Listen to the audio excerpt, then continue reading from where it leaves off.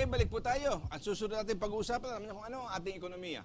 Alright, ang nababasa nyo sa dyaryo ngayon, lahat ng tao nagdatalunan yan, naglulundagan. Bakit? Itong pangatlong bahagi daw ng ating taon na ito, third quarter, lumago daw ang ekonomiya by 7.1%. Ang gross domestic product, no, which is, ibig sabihin nun, gross domestic products, the sum total of gross products and services produced in this country. Alright, so yun ang tinatawag na gross domestic product. So sinasabi na, nako, lumago ang ating ekonomiya. Alright, hindi ko sinasabing hindi. Maganda yung 7.1. But it is not something that we should be getting on the rooftops to shout about. Una-una, it's only one quarter.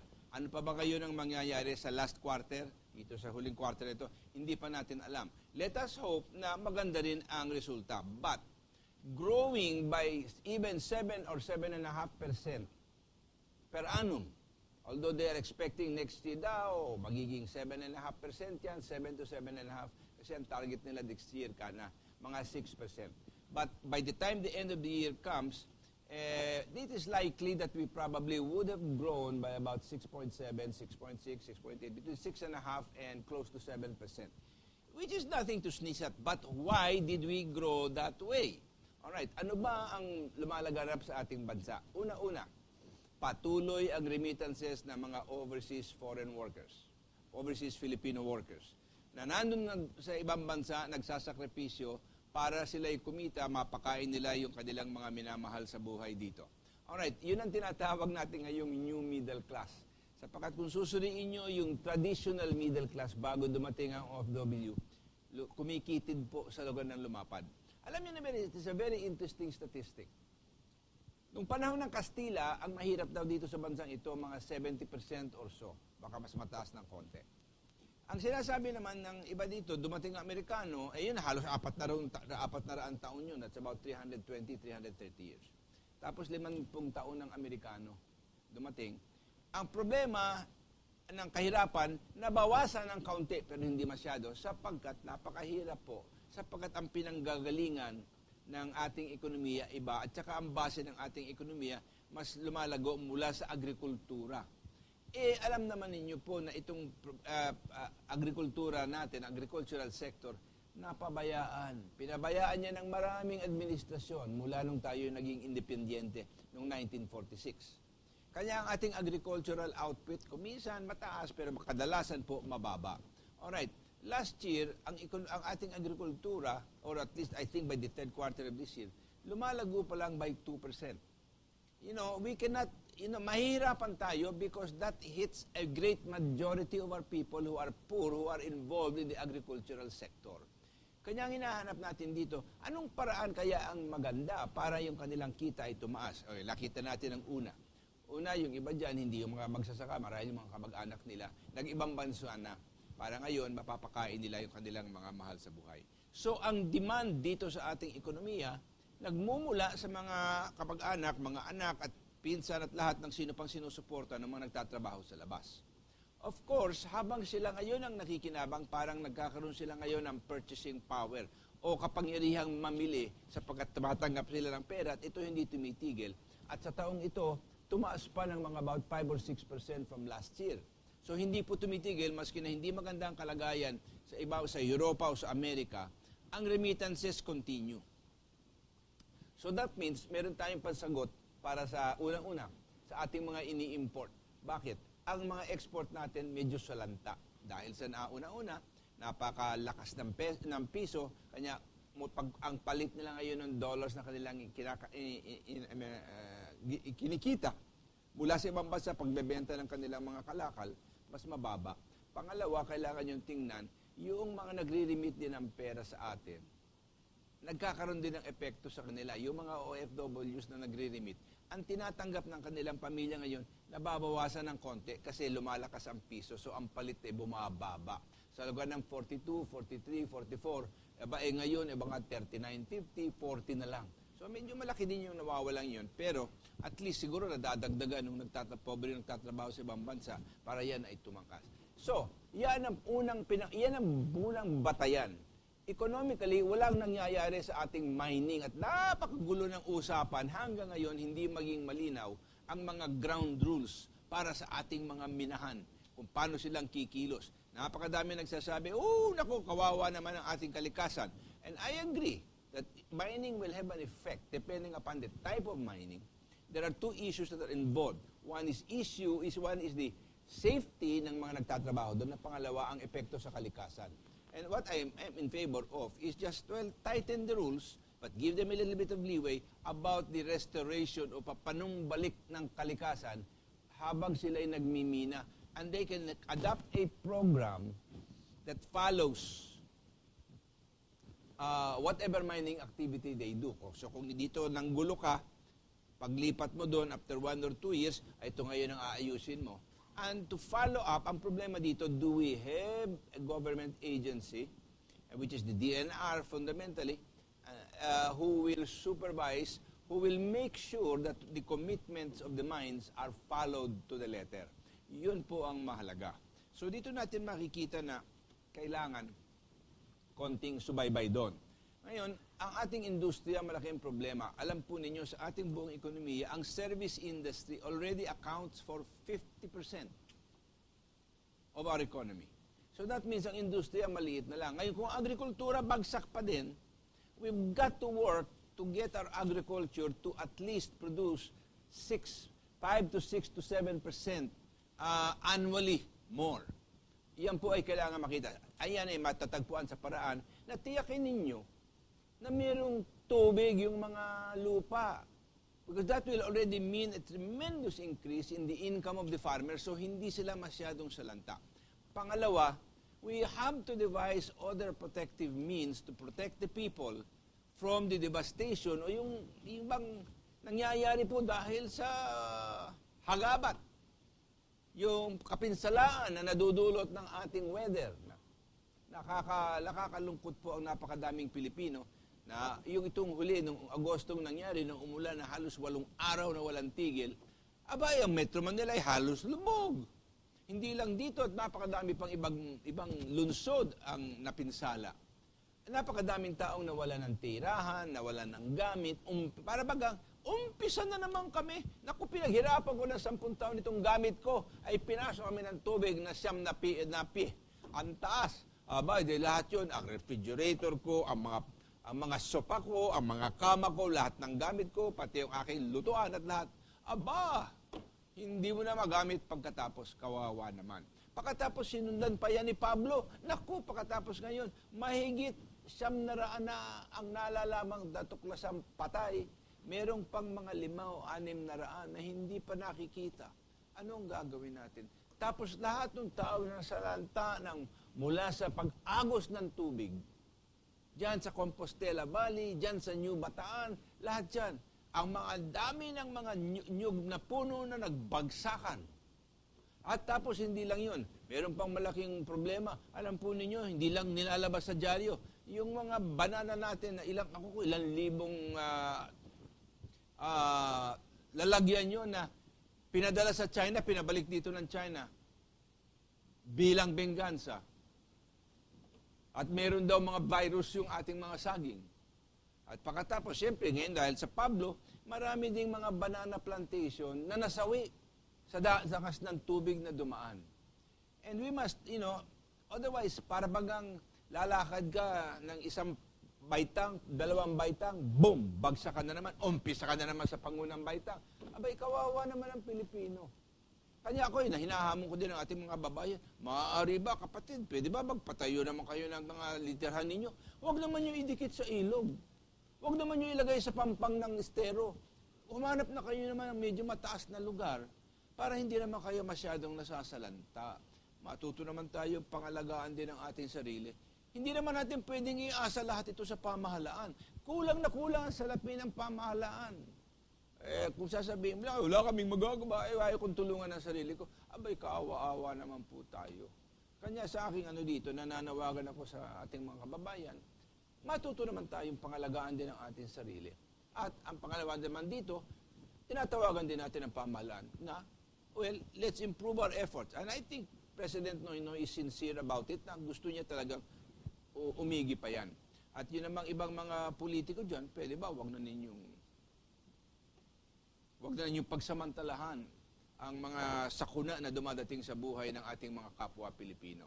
Okay? Alright, so ito po ating tinitinan sa ating economic development. Maybe next year, we will be facing something like 7.5, or even 8%. Pero 1910 pa, 8% ng ating GDP. Hindi pa tayo nakakaabot sa pinanggalingan natin ng 2010. So, wag tayo masyadong maging mayabang tungkol sa pagbibida sa ating sarili at marami pa tayong kailangan gawin. At bago natin maabot ang mga bansa katulad ng Thailand o Indonesia o Malaysia, naku! Mahigit po isang dekada, maski na tayo lumalago ng 8% per annum, it will take us more than 10 years to catch up with them. So, what are we going to be bragging about? So dito, kailangan malinaw ang ating vision, malinaw ang ating mga plano, malinaw ang ating tinitingnan sa mga bahagi ng ating ekonomiya, ng ating bansa, kung ano ipoproduce nila, ano ang dapat asahan dito. At kailangan, ginagawa natin ang plano natin dito sa ating bansa, hindi lang para sa ating sarili, kung hindi ayon sa inaakala nating pwede nating mga oportunidad na gampanan sa ibang bansa. Ang dami-dami dyan na nangangailangan ng maraming bagay, katulad ng ating mga overseas foreign workers. Ay, naku po, Filipino workers, naandun in almost 150 countries. Naku, marami pa. Alright, so, ang susunod natin pwedeng pag-usapan dito ngayon, at talakay na natin ang some of the major things that have happened. Natatutuwa ako.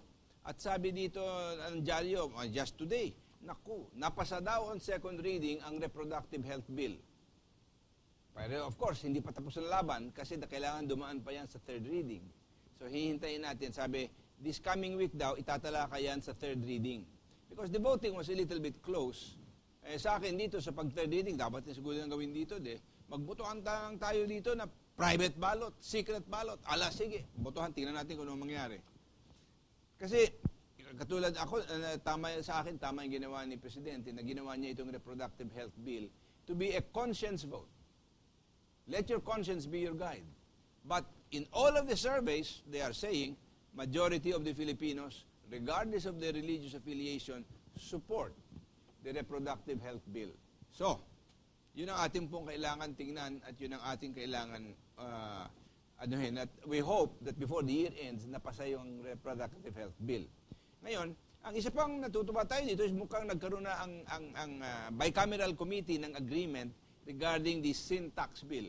Okay? Alright. Dito, ang pagtataas po ng buwis sa sigarilyo at sa inuming alcohol. Dito, kumisa nag-iisip ako, maganda layunin ng pamahalaan kasi gusto nila tumaas ang buwis para tumaas ang revenue at kakayahan ng pamahalaan na gampanan ng maraming mga bagay at katakot-takot ng pangangailangan. Pero kukunin mo karamihan yan, alam niyo kung saan magagaling? Sa mahirap din Ito, binibigyan mo na nga sila ng pera sa iyong pagtawid, babawiin mo naman kung sila'y naninigarilyo o uminom ng konting alak. Binalanse mo lang, parang, sa akin, parang goyo po. Kasi sinasabi nila, itong bus daw na kukunin mula sa sin tax, ibibigay for public health. Para makasalay sa PhilHealth tapos maraming Pilipino. But the question that I am asking, but the money is coming from their pockets anyway. Bakit? Silang namimili ng sigarilyo at saka yung mga mumurahing alak. That's the biggest part of the market. So it's like robbing Peter to pay Paul. I'm not sure that's very logical. Pero sa akin, tingin lang naman po yun. Ano ang tingin po ninyo? Kasi yun sa botohan dyan sa Senado, 3 lang ang kumontra dyan sa sin tax. Si Arroyo, si Senator Marcos, tsaka isa pa, si Recto. Mayaw doon. So, ang tinitingin ko lang dito po, yun, kailangan natin pag-aralang maigi. Ano ba talaga ang huwisyo doon sa sin tax, liban sa kagustuhan ng pamahalaan na dumami ang kanilang salapi? Pero saan magagastos yan? Nakalagay doon para sa PhilHealth. Alam po ninyo, hindi ko na kayo masasagot dyan kung sasabihin mo, nga, gusto nila kami ilagay sa PhilHealth, pero yung pera namin, kukunin naman nila, yung para dyan, para sa amin din ang gagaling. I'm not sure that that's going to be very helpful. Ano naman ang dalawang batas na sa akin, sana nagawa nila ng paraan para may paayos. One of them is the Freedom of Information Bill. Bakit wala pang ginagawa regarding the Freedom of Information Bill? That is so important so we can keep government transparent and open. That is one of the biggest tools that will fight corruption, and the government is not pushing it. Yet they are the ones that are crying so much against corruption. If you're so against corruption, go through with the Freedom of Information Bill, and the people will have a means to help you keep the rest of government honest, including yourself,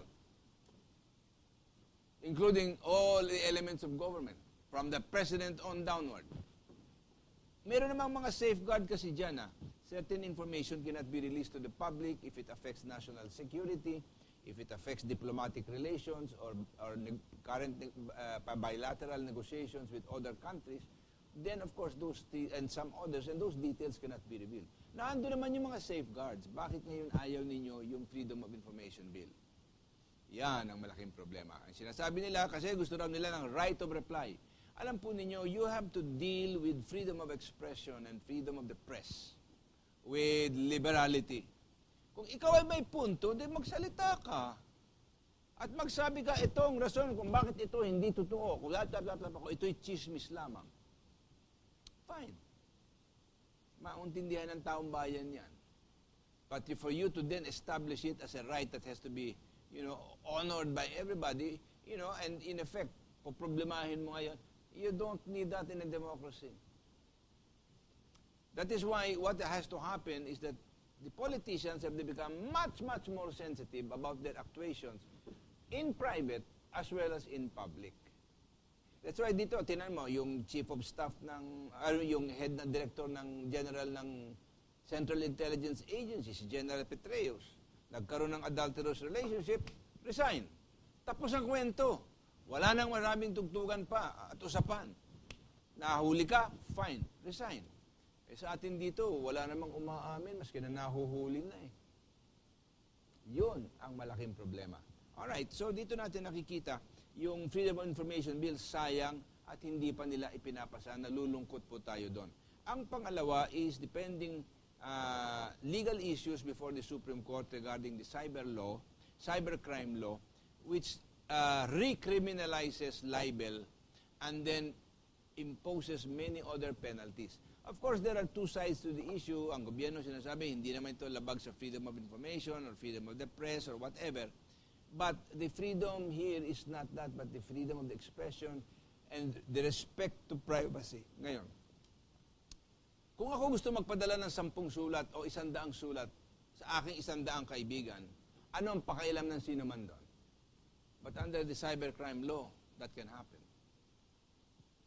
Now, maybe there are other ways by which you can tackle that.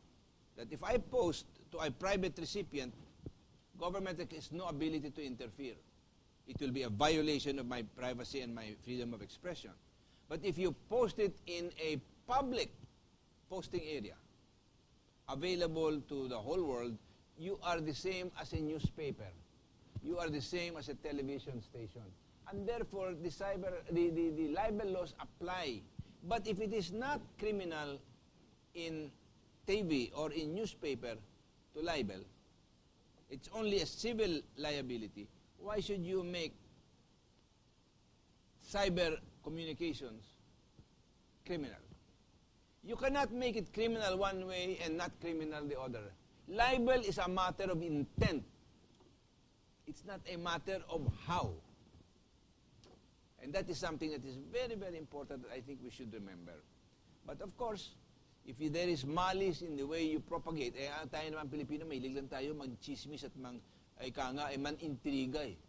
So, maski na ganyan, maski na walang katuturan ng nadidinig natin, pasa dito, pasa doon. And that's how we operate for the most part. That is one of the downsides of the internet and the Facebook and the YouTube and all the rest of them. Pero it's open to everybody. Fine. But, other countries are participating there and they're not putting up this kind of thing. Walang body stopping any politician from having his own website. O, ikaw din magsalita doon, wala naman titigil sa'yo, walang pipigil sa'yo. At kung meron kang gustong atakihin doon, atakihin mo, bahal, problema mo. Pero ang sinasabi ko lang dito, yung nga, Let the politicians not be thick-skinned, thin-skinned. Kakapal na nga ng mga mukha nila eh. Why are they so sensitive? Kung malinis ang konsyensya mo, walang may masasabi sa iyo. Ano ang halimbawa dyan? Katulad ni dating Senator Flavier. Ngayon, hindi na siya senador. Pero, walang makapula sa kanya nung senador siya. Bakit? Simple-simple ang buhay. Tapos, wala namang ginagawang masama. Kabutihan lang ng tao ang hinahangad. Yun naman ang hinahangad natin sa lahat ng politiko, hindi ba? Na maglingkod sila ng tapat at mabuti at matuwid. Yun lang naman ang hinahangad natin. At magpakita sila ng halimbawa sa pamagitan ng kanilang buhay. Hindi komot na king congressman ka, bili ka agad ng SUV. Hindi komot naging senador ka, kailangan ganito, kailangan ganun, kailangan ganito, kailangan ganun. Dito natin nakikita, akala natin napakalaking karangalan. Naging senador ka, I will be called honorable. You have to earn the title. Lalo-lalo na sa paraan nyo sa eleksyon natin dito, ay lahat naman dito nananalo, madalas sa pandaya eh. Like for example dito, alam pa ninyo sa probinsya nangyayari ito. Mahina ako dito, ang gagawin ko, kwakwadrahan ko yung aking mga botante para hindi naman nakawin ng kalaban. O kaya sabihin ko doon saan ako mahina. Ito ang corned beef, ito ang pansit, ito ang ano pang iba. Huwag na kayong lumabas ng bahay, huwag na kayong bumoto. Yan, tama ba yan? Pero daming politikong gumagawa niyan. Huwag niyong tatuan at alam nating totoo. Yan ay nangyayari maski na sa Metro Manila. Hala, paano ngayon? Hindi po ba? Alright. So diyan po tayo nagtatapos. Kanya lang ang gusto kong maiuntindahan ninyo maganda. Tinignan natin ang nakaraan, kailangan tingnan natin ang ating pupuntahan. In my next program in January, we will take a look at what lies ahead. And I remain hopeful and I think we're gonna get some very, very good news. Matuto tayo sa ating nakaraan and let us all hope together that tomorrow will be a better beginning. Salamat po and I wish you all a very, very happy New Year. We'll see you next year. God bless you.